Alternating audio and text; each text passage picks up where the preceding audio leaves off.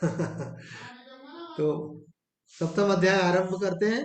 सप्तम अध्याय के आरंभ में उड़िया बाबा जी कह रहे हैं कि इस अध्याय में भगवान के ब्रह्म के स्वरूप का वर्णन किया गया है, और केवल स्वरूप का वर्णन ही नहीं किया गया है, बल्कि उस स्वरूप में निष्ठा कैसे हो हमारे, उसमें परिपाक कैसे प्राप्त हो। ब्रह्म निष्ठा का भी प्रतिपादन इस 7वें अध्याय में किया जाएगा, और भगवान यह भी बतलाएंगे किस प्रकार भगवान के शरणागत हुआ जाता है। शरणागत तो हम होना चाहते हैं, लेकिन कैसे हो ये भी भगवान इस अध्याय में बताएंगे। किस प्रकार वे संसार सागर से हमें तारते हैं, इसका भी भगवान ने यहाँ पर हमको संकेत किया है। तो बहुत ही महत्वपूर्ण अध्याय है। अध्याय में प्रवेश करते हैं। श्री भगवान उवाच मय्या सक्तमनः पार्थ योगं युञ्जन्मदाश्रयः असंशयं समग्रं मां यथा ज्ञास्यति तच्छृणु। भगवान कहते हैं, हे पार्थ, मेरे में चित्त लगाकर मेरे आश्रित योगाभ्यास करते हुए तुम जिस प्रकार निसंदेह पूर्णतया मुझे प्राप्त कर लोगे वह तुम सुनो। यहाँ में भगवान ने एक विशेष शब्द का प्रयोग किया, समग्रम। ये एक बड़ा महत्वपूर्ण शब्द है, अर्थात भगवान को पूर्णतया जानना। तो क्या भगवान को कोई अपूर्ण भी जानता है क्या? भगवान तो है ही पूर्ण। तो मुझे एक घटना याद आती है कि एक बार स्कूल से कोई टूर जा रहा था, पचमढ़ी जाना था। तो टीचर ने कहा सब स्टूडेंट्स को कि कल सब अपना अपना जिनको चलना है अपने पैसे जमा करा देना और अपना नाम लिखा देना। तो कई बच्चों ने नाम लिखवा दिया, हमारे जो साथी थे। हमसे पूछा तुम नहीं चल रहे हो? तो हमने कहा कि सर मेरा अभी 50% है, पक्का नहीं है। तो उन्होंने कहा कि क्या 50% का मतलब तुम आधे ट्रेन में रहो और आधे बाहर रहोगे क्या? चलोगे तो पूरे चलोगे और या तो नहीं चलोगे। तो इसी प्रकार से कबीर साहब जी ने कहा है, कहे कबीर में पूरा पाया। भगवान मिलते हैं तो पूरे मिलते हैं। ऐसा नहीं होता है कि भगवान आधे मिले और आधे नहीं मिले। पर यहाँ पे बात भगवान स्वयं कह रहे हैं कि जिसका चित्त मुझ में लगा हुआ है और जो मेरे आश्रित है, वह निसंदेह मुझे समग्रता से जान ले। फिर वही कौन सी बात भगवान कहना चाहते हैं, तो अभी देखो महात्मा लोग स्पष्ट करेंगे आपको। भगवान के दो रूप हैं, एक भगवान का सविशेष रूप है, एक भगवान का निर्विशेष रूप है। सविशेष रूप ध्यान से प्राप्त होता है और निर्विशेष रूप जो है ज्ञान और विचार से प्राप्त होता है।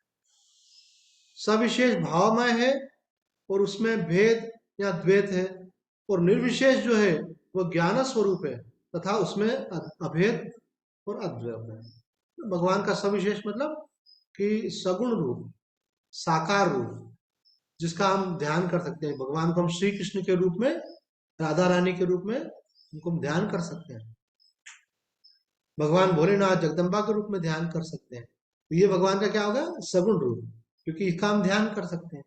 और यही भगवान जो इनका जो निराकार रूप है, जिस निराकार से यह अपनी माया से इस रूप में प्रकट होते हैं, लीला करते हैं, फिर लीला का संवरण करके फिर अपने निराकार रूप में स्थित हो जाते हैं। तो वह जो भगवान का निराकार रूप है, जिसको निर्विशेष रूप कहा जाता है, उसका अनुभव कैसे होगा? बोलो, उसका उसके लिए आपको ज्ञान का विचार करना, तत्व ज्ञान के चिंतन के द्वारा उसका अनुभव हो पाता है।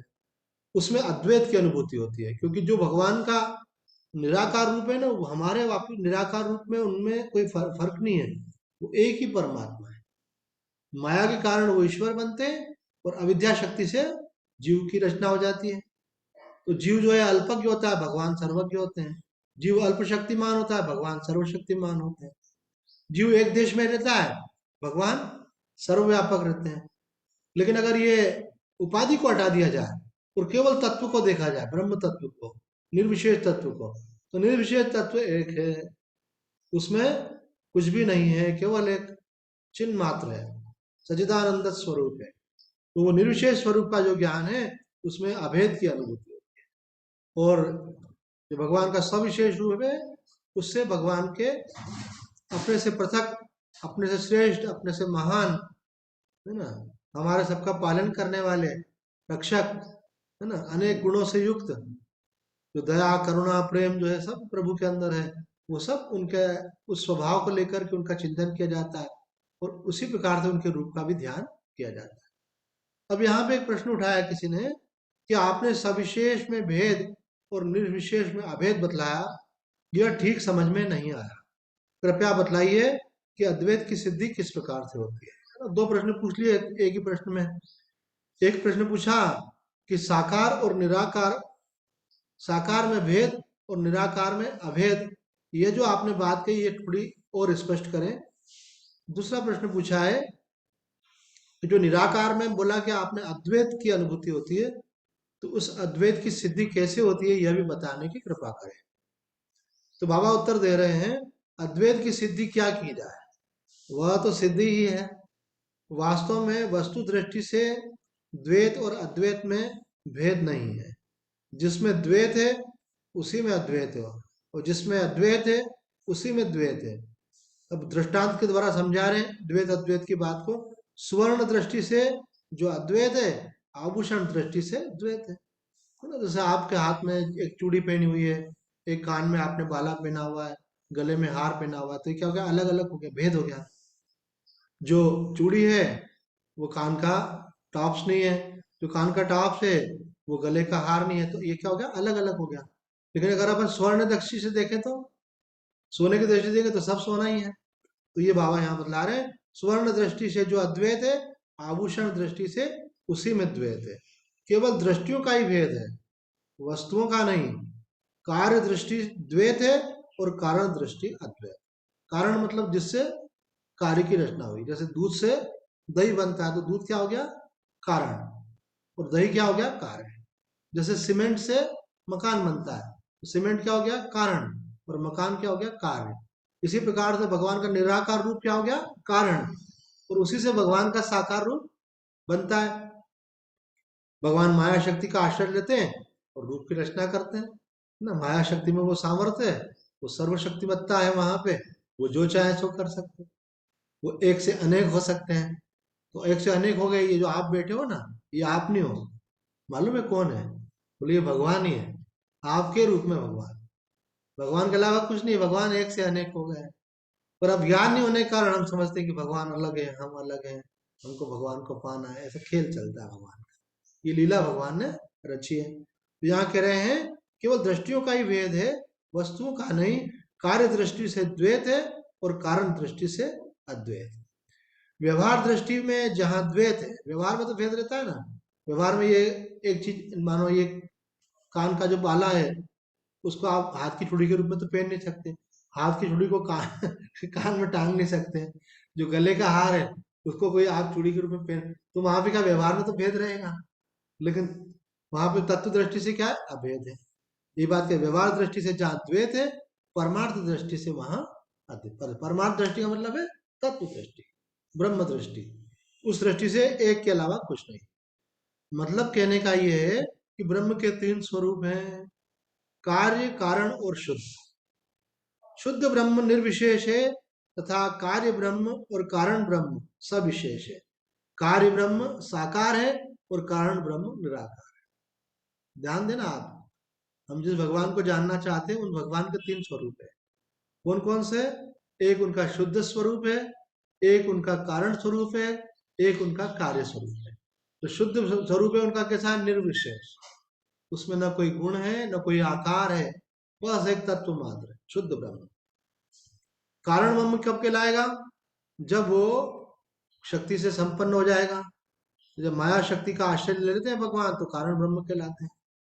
अब भले जैसे आर्य समाजी हैं, मुसलमान हैं, ईसाई हैं, ये सब कौन से वाले भगवान को मानते हैं, कारण ब्रह्म को, जिसके द्वारा सृष्टि की रचना हो रही है, पालन हो रहा है, संहार हो रहा है, उस भगवान को मानते हैं। पर उसका रूप नहीं मानते, वो बोलते निराकार है। तो कारण क्या है, निराकार। अब चूंकि वो सर्वशक्तिमान है तो कुछ भी कर सकता है। तो भगवान गीता में कहते हैं, यदा यदा हि धर्मस्य ग्लानिर्भवति भारत अभ्युत्थानम अधर्मस्य तदात्मानं सृजाम्यहम्। भगवान जो है, जब जब अधर्म बढ़ जाता है, धर्म की हानि होती है, तो सर्वशक्तिमान होने से क्या करते हैं कि वो अपना रूप रचते हैं, माया शक्ति का आश्रय लेकर। तो वो जब तक उनको लीला करनी होती है वो रूप से लीला करते हैं, फिर जब उनको लीला का संवरण करना होता है तो फिर वापस निराकार हो जाते हैं, प्रकट होते हैं और लीन हो जाते हैं। जैसे जगत में सब भगवान के द्वारा बनाया जाता है और सबका संहार हो जाता है, पर भगवान का संहार कोई कर नहीं सकता, वो तो भगवान है। तो भगवान अपनी लीला से अपने को रचते हैं और खुद अपने संकल्प से अपना संवरण कर लेते हैं। निमित्त किसी को भी बना सकते हैं वो, ऐसे। तो यहाँ कह रहे हैं कि तीन स्वरूप हो गए, एक शुद्ध, एक कारण और तीसरा कार्य। तो कार्य स्वरूप कौन सा है भगवान का? राधा कृष्ण के रूप में, सीताराम जी के रूप में, भोलेनाथ माता पार्वती के रूप में, गणेश जी के रूप में, ये सब भगवान का सगुण साकार स्वरूप है। तो शुद्ध ब्रह्म साकार निराकार दोनों से परे है। साधक जब तक सविशेष या निर्विशेष ब्रह्म में चित्त नहीं लगावेगा तब तक मैयासक्त मना नहीं हो सकेगा। यहाँ कह रहे हैं भगवान में, भगवान के सविशेष या निर्विशेष में जब तक आप अपना चित्त नहीं लगाओगे तब तक, जो भगवान ने यहाँ कहा ना, मैयासक्त मना पार्थ, तो आप जो है तब तक मैयासक्त मना नहीं कहलाएंगे, जब तक कि आपका चित्त भगवान में आसक्त नहीं होता है। मेरे तत्व को जानना ही समग्र रूप से जानना है। भगवान को जानने का मतलब क्या है? साकार निराकार पूरा जानना, आधा नहीं। कोई लोग भगवान को साकार तो जानते हैं लेकिन निराकार नहीं जानते, मतलब उनको निराकार तत्व का ज्ञान नहीं है। कोई ज्ञानी लोग हैं भगवान के निराकार रूप को तो जानते हैं, लेकिन भगवान का जो इतना आकर्षक, इतना मोहक, इतना प्रेम से भरा हुआ, इतना रस भरा जो भगवान का साकार रूप है उसका उनको अनुभव नहीं है। तो दोनों क्या है? 50-50। समग्र का मतलब क्या है? आप भगवान को साकार रूप में भी जानो, निराकार में, और मन से इस भेद को बिल्कुल मिटा दो। ये कुछ लोगों ने बड़ा गड़बड़ मचा रखी है। कोई लोग निराकार का खंडन करते हैं, कोई साकार का करते हैं। हमारे भगवान खुद बोल रहे हैं कि मुझे समग्र रूप से जानो। अगर आपने साकार जाना है तो निराकार होकर के आप देखो। वैसे भी क्या होता है, जहाँ प्रेम होता है ना वहाँ दूरी अच्छी नहीं लगती है। बोले आप कहाँ रहते हो? बोले हम वहाँ रहते हैं। तो हम भी ऐसा करते हैं, उधर ही मकान ले लेते हैं, क्योंकि प्रेम है। तो जब प्रेम होता है तो आदमी पास आने जाता है, तो निकटता। तो जब भगवान से प्रेम हो जाता है तो भक्त बोलता है भगवान आप कभी प्रकट होते हो, कभी विलीन हो जाते हो। हम तो चाहते हैं कि हमारा आपका हमेशा संयोग बना रहे, वियोग हो ही नहीं। तो भगवान बोलते हैं इसके लिए तुमको मेरा ज्ञान प्राप्त करना, मुझे स्वरूप से जानोगे तो जानोगे कि मैं तुमसे अलग हो नहीं सकता और तुम मुझसे अलग हो नहीं सकते, क्योंकि मैं सर्वत्र हूँ। जो चीज सर्वत्र उससे अलग कैसे होंगे? जो चीज कहीं और कहीं नहीं हो उससे अलग हो सकते हैं। तो इसलिए भगवान का ज्ञान होना भी बहुत महत्व है। कई लोग ज्ञान से डरते हैं, हमको ज्ञान व्यान से मतलब नहीं है, हम तो भगवान की भक्ति करते हैं। ये अच्छी कोई बात है, भगवान की भक्ति करते हो, लेकिन भगवान से प्रेम करते हो कि नहीं? बोले हाँ करते हैं ना। तो थोड़ा सा कम है प्रेम आपका। अगर आपका प्रेम बढ़ जाएगा तो आप बोलोगे भगवान के बिना मुझसे रहा नहीं जाता। मीराबाई का एक भजन है, मीराबाई को एक से अधिक बार भगवान के सगुण साकार रूप का दर्शन हुआ था। तो भजन है उसमें मीराबाई कहती है कि मैं रात को सो रही थी तो मुझे भगवान के दर्शन हो रहे थे, मैं उनका मनमोहक रूप देख रही थी, बड़ा आनंद का अनुभव कर रही थी, लेकिन ये नींद मेरी खुल गई। नींद खुलने से भगवान गायब हो गए। काश ये नींद मेरी बनी रहती तो अच्छा है। बोले संसार के लोग तो जागना चाहते हैं, पर मीराबाई क्या है? सोना चाहती है। क्यों सोना चाहती है? क्योंकि निद्रा में उनको सपने में भगवान के दर्शन हो रहे थे। तो इसका मतलब ये भजन इस बात को सिद्ध करता है कि मीराबाई को कभी दर्शन होते थे, कभी नहीं होते थे। मीरा जैसी तो कोई भक्त हो नहीं सकती, वो तो आइडियल है, बिल्कुल सबसे बड़ी भक्त समझो। तो जब उनको भी कभी कभी ऐसा होता है कि भाई भगवान का हमेशा दर्शन नहीं होते हैं, इसका मतलब क्या है? वो भी ये चाहते हैं कि निरंतर दर्शन, सतत दर्शन हो। किसी क्षण हमको ऐसा नहीं लगे कि प्रभु का अभाव है। तो उसके लिए भगवान का ज्ञान होना चाहिए कि प्रभु का अभाव तो होता नहीं है, हमारी समझ में कुछ फेर आ जाता है। हम समझ नहीं पाते हैं कि भगवान मेरे साथ निरंतर है, अंग संग है, अंदर बाहर है, सर्वत्र है। उनके अस्तित्व से ही मेरा अस्तित्व है ना? जैसे कोई व्यक्ति बैठा है तो किसी जगह पे भी बैठा है लेकिन आकाश में ही बैठा है। ऐसे हम जहां भी हैं, जो भी है, उस परमात्मा के अंदर ही है, और परमात्मा ही हमारे रूप में प्रकट हुआ है, उन्हीं की लीला हो रही है। ऐसा जान लेने से भी भगवान से भेद खत्म हो जाता है। तो भगवान को समग्र रूप से जानने का मतलब साकार निराकार रूप से जान लेना। समग्र रूप से जानने का मतलब ये नहीं है कि भाई वो सर्वज्ञ होगा, वो भूत भविष्य को जान लेता है, वो भगवान के तत्व को जानने, समग्र रूप से जानने वाला। ये तो जिनको सिद्धियों की इच्छा होती है वो लोग बोलते हैं। बोले आपने भगवान को समग्रता से जान लिया है, तो फिर आपको भूत भविष्य का भी ज्ञान होगा।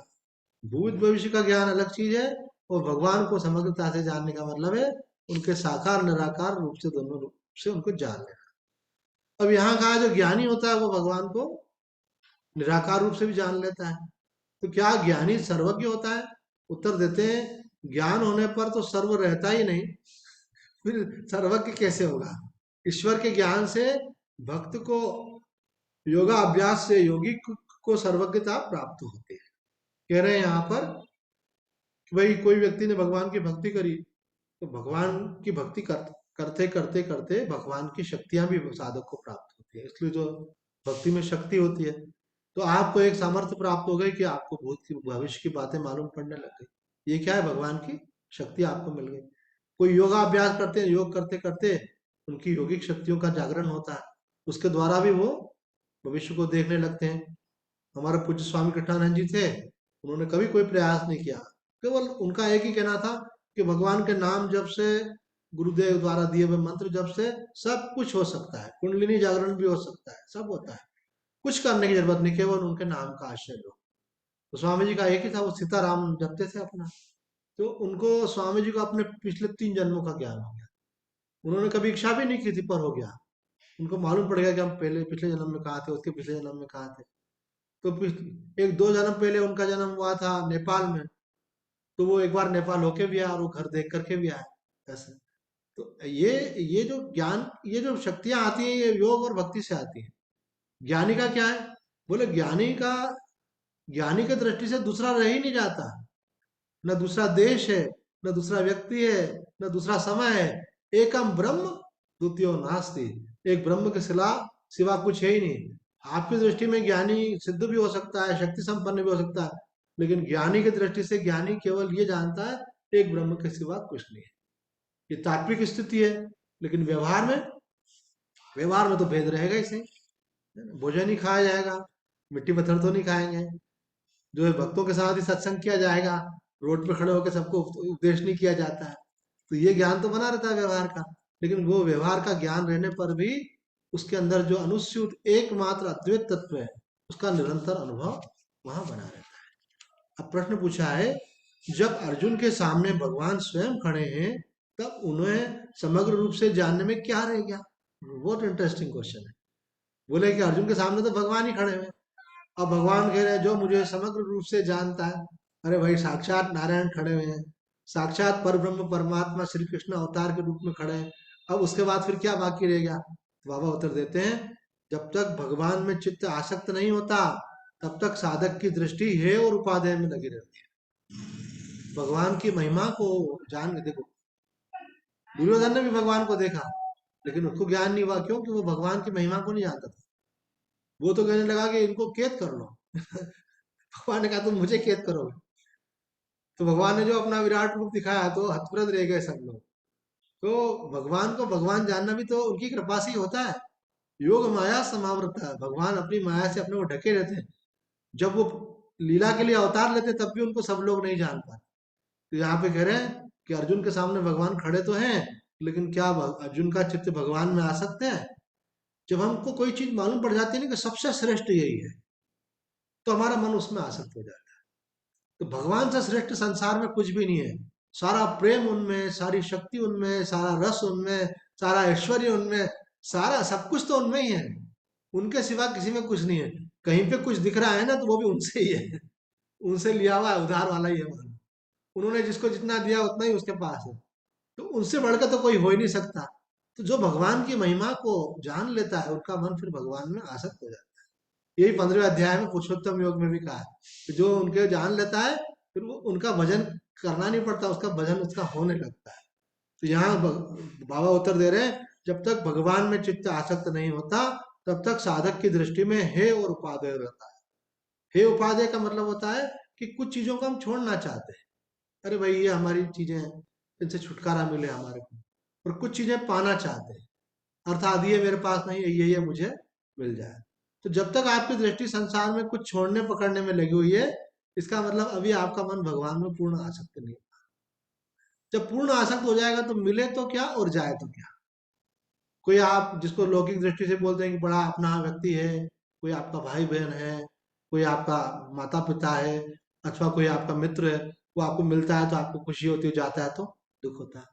तो बोलता है अरे भाई ये क्यों चला गया, और ये मिल गया तो अच्छा लगता है। कोई शत्रु होता है, वो जाता है तो अच्छा लगता है, ये जाए तो अच्छा लगेगा। तो बोल रहे हैं कि जब आपका मन भगवान में आसक्त हो जाता है तो ना काऊ से दोस्ती, ना काऊ से बैर, एक भगवान की मस्ती में रहते हैं, सब रूपों में भगवान की लीला को ही आप देखते हैं। तो कह रहे हैं उनकी हे और उपाधि की दृष्टि नहीं रहती, किंतु भगवान में चित्त आसक्त होने पर फिर भेद नहीं रहता, सभी संसार दृश्य मात्र भगवत स्वरूप हो जाता है। इसलिए वह समग्र तत्व को जानता है। हेयोपादेय बुद्धि रहते हुए समग्र ब्रह्म को नहीं जान पाता। जब तक आपके जीवन में ऐसा कुछ है ना कि मुझे ये चीज प्राप्त करनी है, तब तक आपको कभी समग्र ब्रह्म की प्राप्ति नहीं हो सकती। जब तक आपको लगता है कि मुझे इस चीज से छुटकारा पाना है, समग्र ब्रह्म की प्राप्ति, आपका मन केवल परमात्मा में लगा रहे, तब आपको परमात्मा के वास्तविक स्वरूप का अनुभव हो पाता है। जो पहले सगुण उपासना करते हैं उन्हें ऐसा ज्ञान हो जाता है, अर्थात उन्होंने पहले सगुण उपासना करी और बाद में भगवान की कृपा से उनको भगवान के निर्गुण निराकार रूप का भी अनुभव। हमारे वृंदावन वाले स्वामी अखंडानंद जी महाराज भगवान श्री कृष्ण के परम भक्त, उन्होंने भगवान का दर्शन किया और दर्शन का वर्णन भी किया कि मुझे भगवान ने इस प्रकार से दर्शन दिए, पूरा फूलों का श्रृंगार था उनका। वही महात्मा जी बाद में निर्गुण निराकार का खूब प्रतिपादन करते थे। तो उनके लिए कोई भेद नहीं था। उन्होंने एक नियम बना रखा था, जब वो आनंद कुटीर में प्रवचन करेंगे तो वो अद्वैत के ऊपर प्रवचन करेंगे, और जब उड़िया बाबा जी के आश्रम में प्रवचन करते थे तो वहां पे द्वैत पे करते थे। तो उन्होंने दो अलग अलग, वो दो विभाग बना रहे, सुबह आने वाले और शाम को आने वाले। बोले जिनको द्वैत की बात सुनना है वो सुबह आ जाए, और जिनको अद्वैत की बात सुनना है वो शाम को आ जाए। लेकिन जिसको ज्ञान हो जाता है उसके लिए फिर भेद मिट जाता है। तो ज्यादा अच्छा यही है कि सगुण उपासना करते हुए व्यक्ति निर्गुण उपासना में प्रवेश करे। उससे क्या होता है, उसके अंतःकरण की शुद्धि भी हो जाती है, और निर्गुण का अनुभव होने के बाद वो भगवान को समग्र रूप से जान लेता है, अर्थात साकार और निराकार। तो ऐसे महापुरुष जो होते हैं वो आदर्श होते हैं।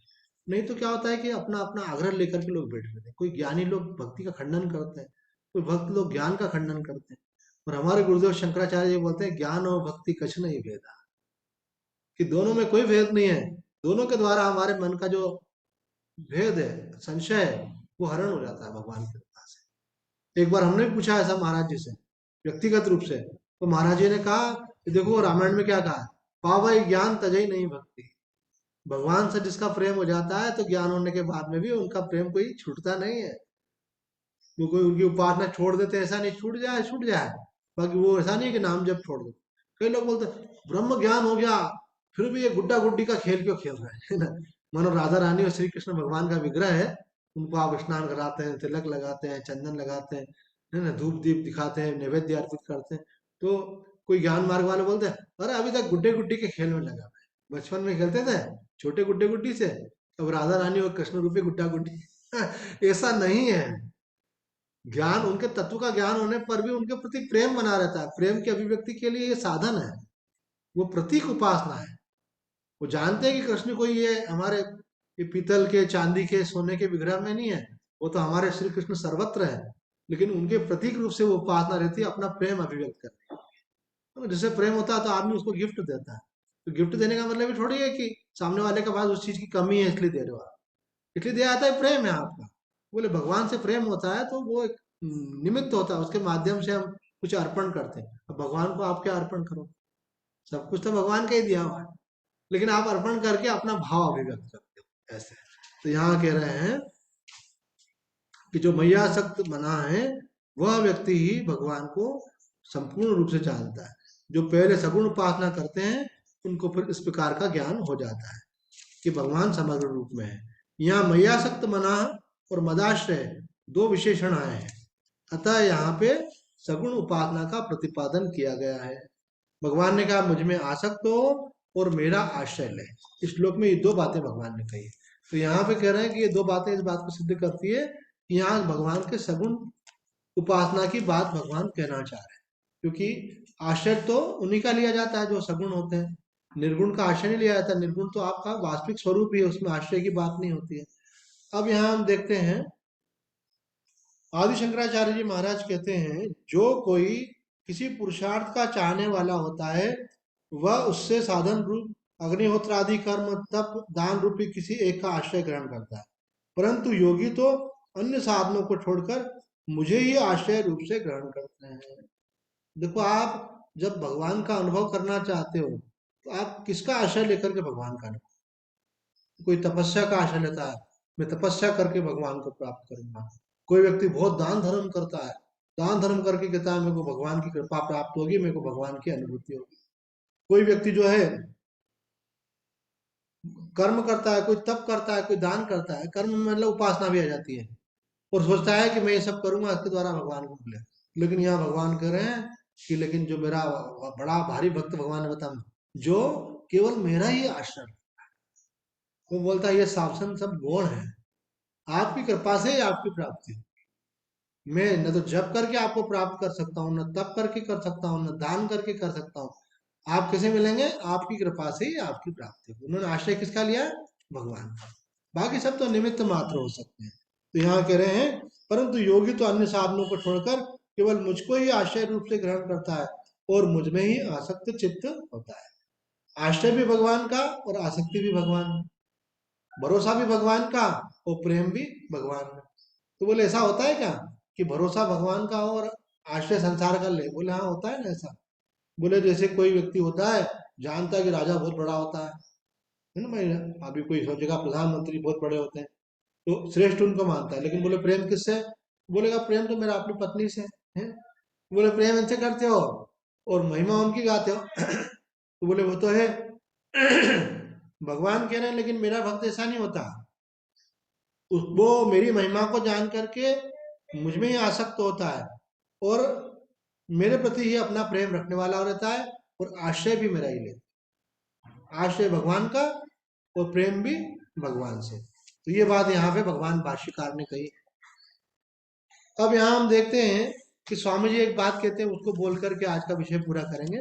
स्वामी जी कहते हैं कि यहाँ पे जो कहा गया है कि भक्त भगवान के समग्र रूप से जान लेता है, सगुण निर्गुण साकार निराकार आदि सब कुछ भगवान ही है, यह भगवान का समग्र रूप है, जैसा कि हमने पहले ही संकेत कर दिया। तो भगवान को समग्र रूप से जानने वाला जो होता है उसके मन में ज्ञान और भक्ति का भेद मिट जाता है और वो दोनों को समान रूप से लेकर के उसका व्यवहार भी ऐसा होता है, वो भक्तों को भी उतना ही प्रेम करता है जितना विवेक विचार करने वालों को करता है।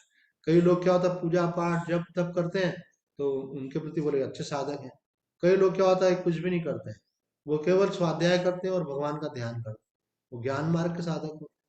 कई लोगों का क्या होता है दोनों का मिश्रित मार्ग होता है, समग्र मार्ग, भक्ति का भी आश्रय लेंगे ज्ञान का भी आश्रय लेंगे तो वो उनका संस्कार रहता है। हमने भी अपने गुरु जी से पूछा था तो उन्होंने कहा तुम्हारा भक्ति प्रधान ज्ञान मार्ग, ये नहीं कहा कि केवल ज्ञान मार्ग है, ये भी नहीं कहा ये भक्ति मार्ग है। तो हर व्यक्ति क्या है, व्यक्तित्व में तीनों चीजें होती है, कर्म भाव और विवेक, तो तीनों का लाभ लेकर के परमात्मा की तरफ बढ़ना चाहिए। तो आज इतना ही कहकर अपनी वाणी को विराम देते हैं। ओम पूर्णमद पूर्णमिदम पूर्णात् पूर्णमुदच्यते पूर्णस्य पूर्णमादाय पूर्णमेवावशिष्यते। ओम शांति शांति शांति। हरि ओम तत्सत। आइए प्रेम से भगवान का नाम लें। जय जय अम्बे जय जगदम्बे, जय शिव शंकर बम बम हर हर, जय जय राधे जय श्री कृष्ण, जय सिया राम जय जय हनुमान, सच्चिदानंद भगवान की जय।